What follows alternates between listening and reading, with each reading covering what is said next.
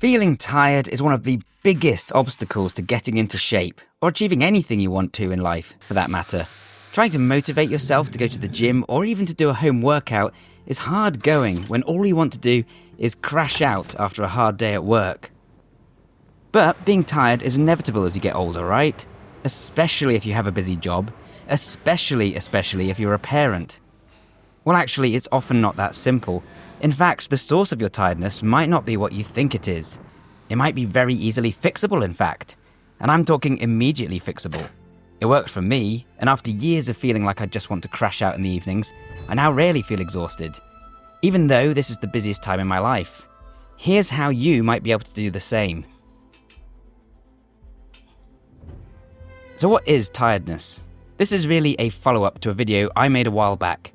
In that video, I explained that you probably aren't tired at all, at least not most of the time. Instead, you're probably lethargic. What's the difference? Well, tiredness is a result of not having enough sleep or of being very active for an extended period.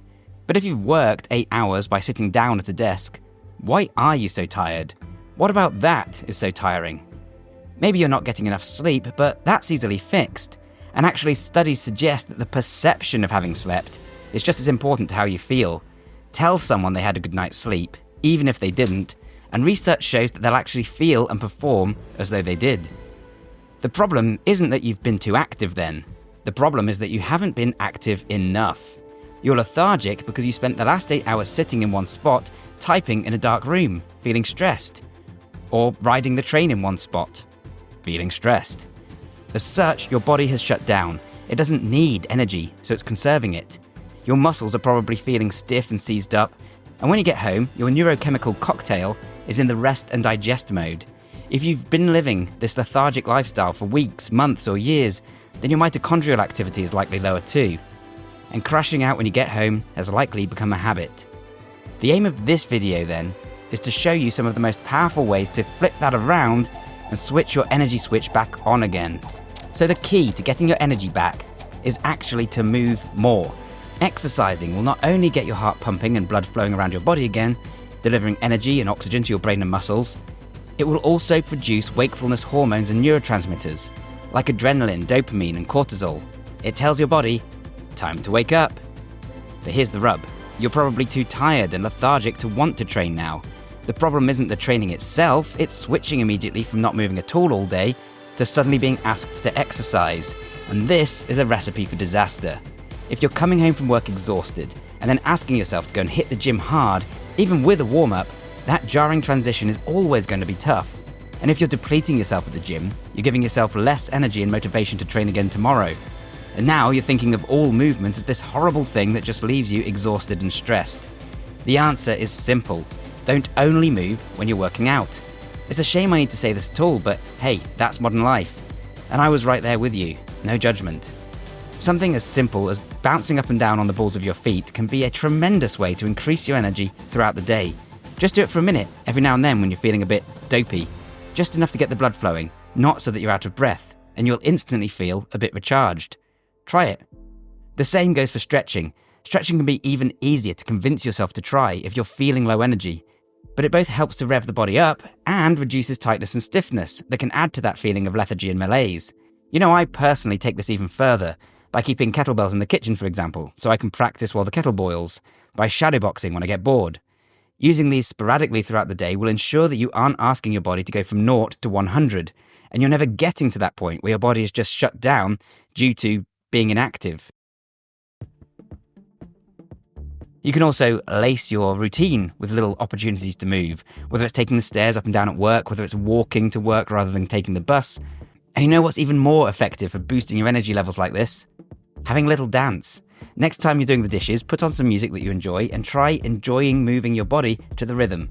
It does sound silly, but the combination of up-tempo music and movement will ensure you have far more energy to be productive in the evening. It's a great way to boost your mood, and your mood is tied very closely to your energy levels. This is also another reason that warming up is so important. It allows you to ramp your body up gradually. But the reason it doesn't work often is that we tend to think of exercise as this all-or-nothing affair. We might start with a warm-up, but we know that we're going to be doing an intensive workout straight after that, and so we immediately put our barriers up. So instead of trying to force your body to work, instead try working with your body.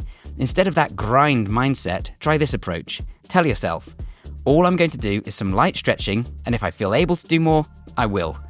And make sure you really believe it. How do you believe it?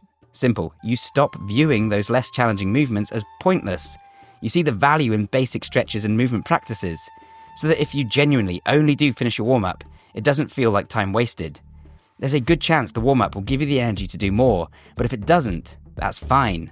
For me, as long as I do my stretches, I know I'm giving myself the best chance of moving pain-free for life. And something as simple as a shoulder stretch is still progress towards better handstands. But it's also valuable because movement itself is inherently valuable. And here's the thing, when you move regularly, it becomes more easy to move more regularly. Have you ever taken a week off of training and found it really hard to get back into the groove? That's not only because you're out of the habit, it's also because your body has physically changed, even in that small amount of time. That's all it takes to downregulate mitochondrial activity. The good news is that you only need to do a little regular movement for a week again to get it back, and that will make every other type of movement even easier. It might be even less. It'll make it easier for you to do the chores, to work on your projects, or to go out with friends in the evening. Everything becomes easier. This is one of the true values of exercise that so few people fail to recognize. It's not just about becoming a freak athlete. Simply moving is absolutely paramount to keep yourself limber and energetic so that you can enjoy living life to the fullest for longer. So even if you have no interest in being a bodybuilder, make sure you're regularly moving. Exercise isn't only for getting stronger, losing weight, or getting abs. And if you are a gym rat, make sure that's not the only movement you're doing. Make sure you're not only using movement to batter yourself down. Just as often, use movement that invigorates you and leaves you with more energy than you started.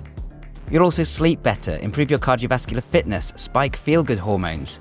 And if you're new to fitness, think of it this way. You need to build some basic energy before you can start building strength or losing weight. It's foundational. A great way for many people to get started is with 10 minutes of jump rope a night. Something that simple will ensure that you never get to that point where your body completely rejects activity. It's a skill that's fun to learn. You can do it anywhere. You can go at your own pace. But because it uses the whole body, it's perfect for getting the energy flowing and keeping your battery healthy. And if you're looking for a great rope to start jumping with, allow me to introduce you to today's sponsor, Crossrope. Crossrope makes the best jump ropes I've ever used. They are made from high quality materials with handles that feel sturdy in the hand and a rope that won't degrade over time with use. And they utilize advanced spin mechanics to give them a tremendous sense of flow as they spin. Better yet, the handles detach seamlessly from the ropes, meaning you can easily swap them out to try different weighted ropes.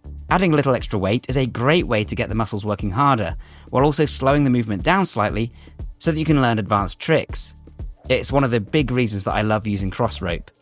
And with the AMP handles, you can also connect to the Crossrope app, then track your jumps and follow along with a number of ready-made routines and workouts. Really great for seeing your progress and for motivating yourself to keep going. There's a 60-day trial period, so you can send them back if they're not for you. There's no risk. And if you use the code BIONEER at the link below, you'll get 15% off your order. Thanks again to Crossrope for sponsoring this video. But it doesn't have to be jumping rope. The point is, movement is the key to waking up and feeling energetic. And if you do use gentle movement regularly, you'll avoid feeling lethargic in the first place. A few final tips. If you want a productive evening, don't eat so much in one go that you feel sluggish digesting. Consider keeping the light brighter until you're ready to crash. Don't try and force yourself awake with caffeine. You'll still be tired, just wired and wrung out. Being outside more is a great hack for greater energy in both the short term and the long term. Do some regular cardio. So many people seem puzzled that they have no energy, but they never consider training their energy systems. Listen to your body. The aim of this video is not to tell you to push through tiredness. It is okay to relax every now and then. If you try all these things, you still feel very lethargic, I highly recommend going to see your doctor. It could be an underlying condition. And when you are ready to take your training further and see just how many other areas of your life can be positively impacted by a training program that isn't just focused on aesthetics, check out my ebook and training program, Super Functional Training 2.0. It's in the description down below, and if you're watching this around Black Friday, there's a big discount on right now. Good luck out there, guys. Thanks a ton for watching. And bye for now.